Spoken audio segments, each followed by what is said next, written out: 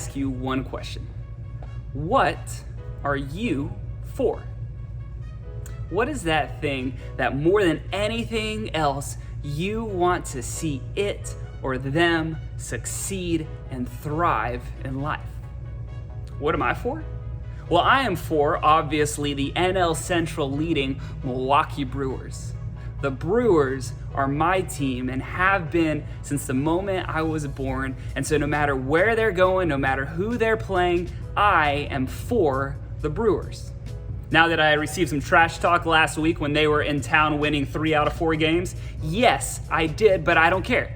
The Brewers are my team, and I am for the Brewers. Now I'm also for the newest addition to my family, Smokey the Mini Bernedoodle. Smokey may go to the potty where she's not supposed to. She may keep my wife and I up all night when she's not feeling well, but we are for Smokey because we want to see Smokey grow up, and she brings so much joy to our lives. Again, let me ask you that question. What are you for?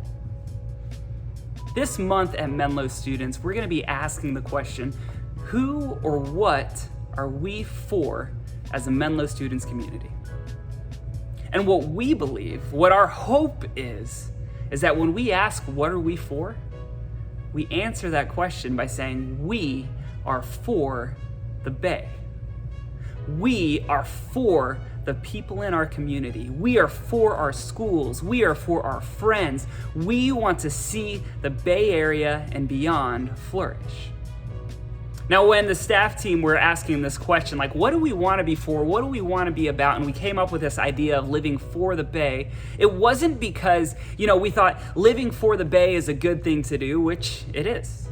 It wasn't because living for the Bay is something that might be easy, because quite honestly, it's not going to be that easy.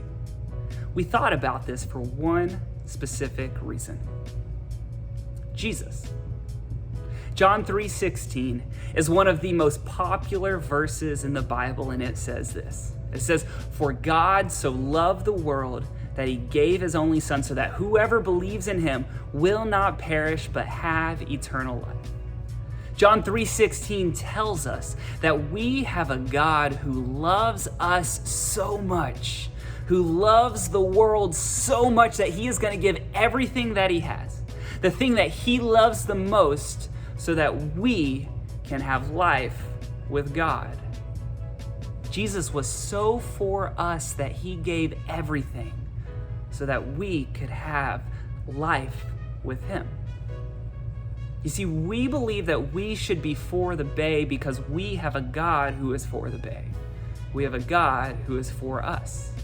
And so this month, we're going to be asking this question: how can we be a community that lives for the Bay in the same way that Jesus lives for us and invites us into a life with him? And as we do this, we're going to be going through a book or a letter written by a guy named James, who is actually Jesus' brother.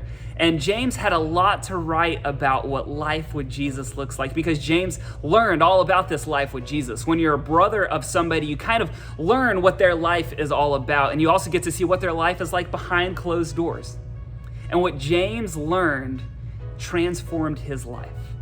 And so James gives us these lessons or these learnings from Jesus to help us see how can we live for the Bay. And so this week, we're going to learn that we can be for the Bay, we can be people who are for the Bay by listening more than we speak. Have you ever said something that you regretted, or ever been so consumed with your own thoughts, your own insecurities, your own stressors that you never actually took the time to listen to the people in your life to see, hey, what could they need? How could I love them better? What might they be going through? I know I have, that's for sure. But when we look at James's letter, he teaches us that when we stop and listen, we can actually love people in a whole new way. James says this in James chapter 1. He says, "Know this, my dear brothers and sisters, everyone should be quick to listen, slow to speak, and slow to grow angry."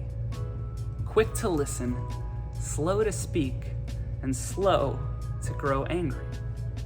Now that doesn't really sound much like our world. Our world often lives in a way that is say, let's be quick to speak, let's be slow to listen, and let's get angry at anything anybody else says. But when James looked at Jesus' life, he saw that Jesus was somebody who took time to sit with people, to listen to people, and to love people well. Because Jesus knew that if anybody's going to listen to what you have to say, they need to first know that they are loved.